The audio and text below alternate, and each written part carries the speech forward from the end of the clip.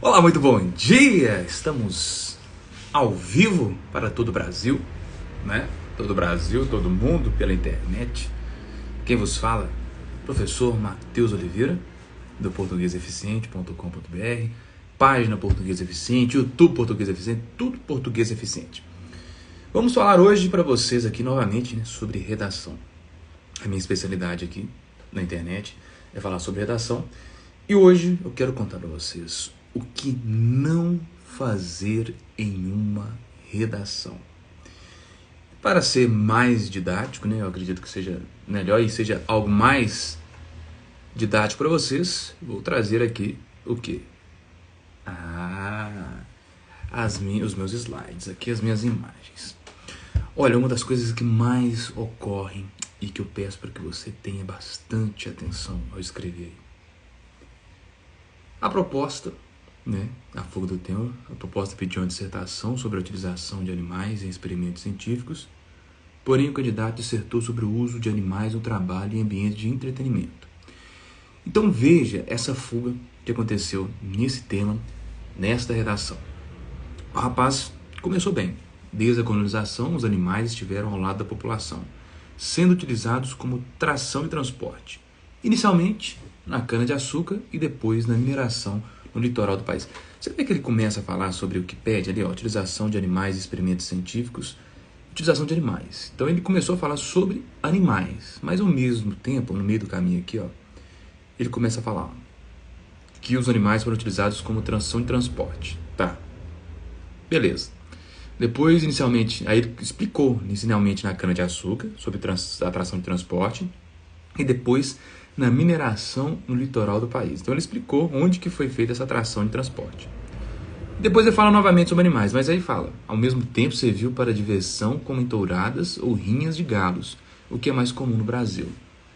Beleza, começou bem falando sobre animal, mas depois ele se perdeu, porque ele disse sobre atração e transporte, né, questão de tração e transporte, e depois ele falou sobre rinha de galo, tipo assim, nada a ver com o tema, né? Então, é esse o cuidado que você tem que ter. Deixa eu só ver se está ok aqui. Isso. Por isso, fique atento quanto à fuga do tema. Pois aqui, você pode até chegar a zerar a redação. Porque se aqui você já começou a falar errado sobre o tema, imagina ao longo do texto. Porque você vai ter que falar aqui, por exemplo, se fosse uma das técnicas que eu utilizo, você tem que falar sobre os animais como meio de transporte, no próximo parágrafo.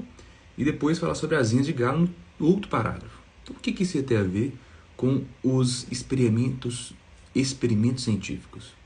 Muito pouco a ver.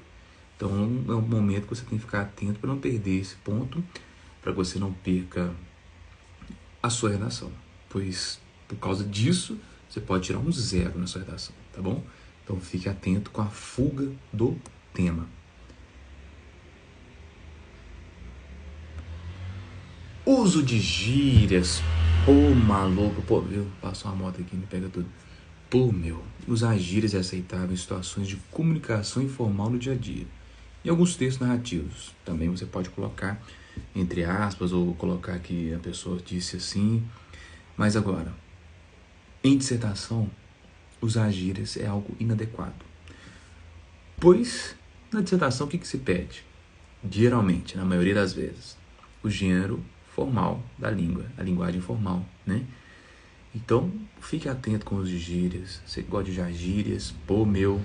Até o você, né? Que o ai aqui que a gente fala muito em Minas, a gente não pode utilizar o ai mais na redação, né? A não ser que esteja no contexto e pedindo algo assim.